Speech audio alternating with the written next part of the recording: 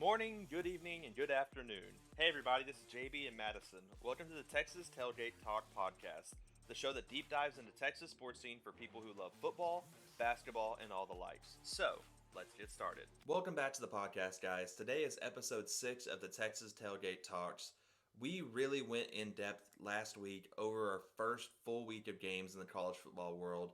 So today we're going to be going over how those games went, as well as a big week 2 ahead of us. So let's jump right into it. I think before we get too far into the episode, we do need to see if our predictions last week aged well. I predicted that Jeff Traylor's UTSA Roadrunners was going to walk in and beat the Houston Cougars by a field goal, and Houston ended up winning the game against UTSA with a score of 37-35 in triple overtime. UTSA had the ball with 23 seconds left and no timeouts, but they drove down, kicked the game-tying field goal to send it into overtime. But in the third overtime, Clayton Tune won the game by leaping over a defender to score on a 13-yard run, which he had a very strong game, ending the game with 22 completions out of 32 attempts with no interceptions that game. So, on to the next. Now, for one of my more freezing cold takes, I had SMU versus North Texas, with North Texas making it a somewhat close game, and SMU won the game 48-10 to kick off Rhett Lashley's second stint at the school, leading by senior quarterback Tanner Mordecai, throwing for 432 yards and 4 touchdowns. Now, finally, for some of my good takes. I predicted that TCU would win against Colorado by at least a couple touchdowns, and so it was a slow start for TCU, but once they got started, it kind of all started falling into the place. They outscored Colorado 31-7 after halftime, securing their first win of the season. Now, historically, TCU has been very good in their season openers, winning 8 out of their last 9 tries. But there is a big question mark.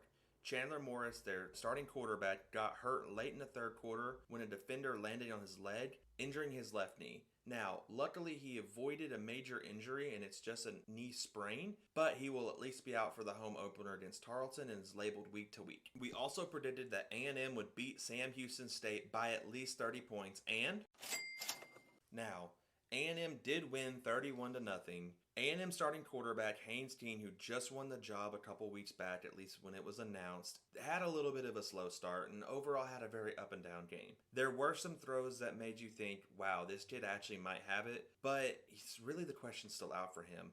His accuracy and his arm strength are kind of missing right now. Granted, he did come off a major leg injury last year, so jury's still out on him. Now, the defense looked great. Sam Houston could not get anything going offensively no matter what, and they'll really need a big game against Appalachian State. Seeing how they put up 40 points in the fourth quarter against a North Carolina team, that's going to be a really big key. Now, on the offensive line for A&M, there was a little bit of juggling around since your starting center, Bryce Foster, was out due to illness. Hopefully that should iron itself out, and maybe Jimbo Fisher was just holding the play calls back just to make it where we weren't showing our hand too much. But Aniyah Smith did look really, really nice this game with 2 big touchdowns. We also predicted that Texas Tech was going to beat Murray State by at least 30 points, and the final score to that game was 63-10, and it marks a new era at Texas Tech, with it being Joey McGuire's debut game. Granted, it was an expected win against a lower division, however, they did look impressive. Senior quarterback Tyler Show left the game with a left shoulder injury and will be out at least 2 games. This is the same shoulder that in 2021 Show broke his collarbone and it ended his season only 4 games in. So Donovan Smith, who was the backup, came off the bench that threw 4 touchdown passes, and he is prepared to become the starting quarterback now because he does have some starting experience from last year. We did predict that Baylor would beat Albany by at least 30 points, and Baylor really handled business, beating Albany by a score of 69-10. Their size and their speed was just way too much for Albany to keep up with. We do still have some questions about who's going to take the reins of the starting receivers and tight end role for Baylor, with Ben Sims having the most catches for Baylor with 5, but one very bright spot was Monterey Baldwin, who had 4 catches, 84 yards, and a touchdown. He also had 2 runs. One of them was for a 50-yard touchdown, so look for him to be a big-time playmaker for Baylor this season. Lastly, we did predict that the University of Texas would beat UL Monroe by 30 points, and the final score of the game was 52-10 in favor of Texas. Now, Quinn Ewers passed for 225 yards and 2 touchdowns in his UTQB debut. At least he could play better than he could park, considering he got towed during the game. He did win the starting quarterback position over the last year's quarterback Hudson Card, which he started off a little rocky during the game with his first pass attempted late to his receiver, and the second ended up in an interception, as to be expected from realistically a freshman quarterback. But once he got his footing, he recovered well and ended the game well. Now, Jatavian Sanders, who was the number 13 recruit in the 2021 recruiting class, had a big game. He netted 85 receiving yards, including a 19-yard touchdown in the win. He will look to be a reliable receiving option in Sarkisian's offense. Quinn Ewers said that he's a big body, big target, and easy guy to throw to. He's going to catch a lot. This was a much-needed win. Hopefully Texas can rebound after a 5-7 season last year. Now for our predictions for the game this week, starting off with TCU versus Tarleton. This is really a pay-to-win game, so TCU's going to win this big.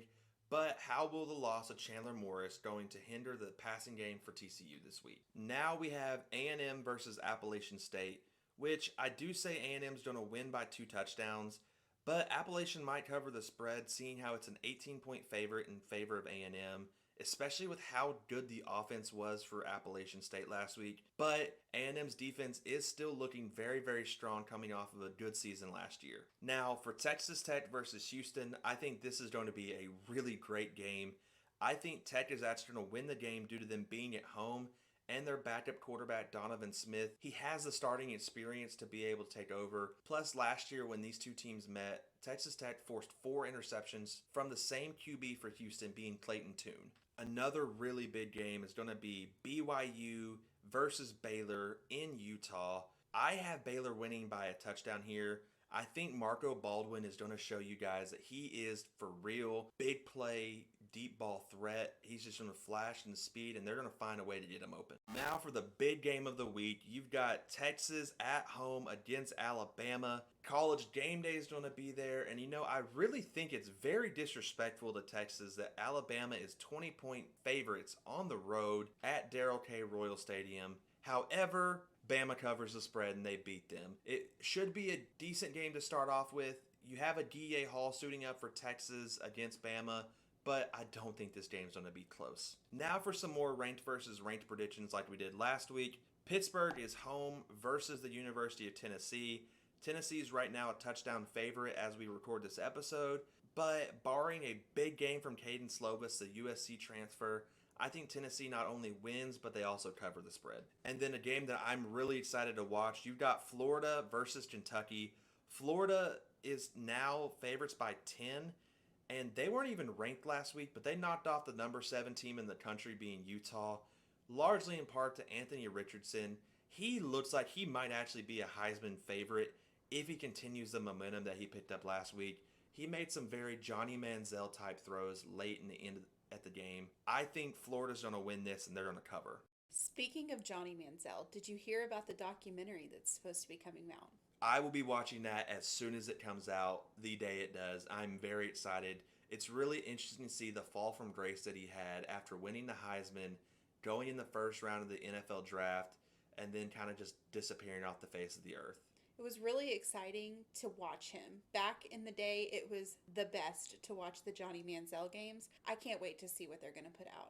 So yeah, that actually will wrap up this episode, guys. Thank you so much for hanging out and listening. This should be a really big week of a lot of really good games going on across the board, especially in Texas. Heck, the only game that really shouldn't really be close is the TCU Tarleton and the Alabama Texas.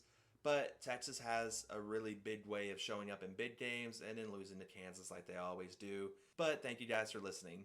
Thanks for listening. If you enjoyed this episode and you'd like to help support the podcast, please share it with others, post about it on social media, or leave a rating and review. To catch all of the latest from Texas Tailgate Talks, you can follow us on Instagram and Twitter at TX Tailgate Talks. Thanks again. We'll see you next time.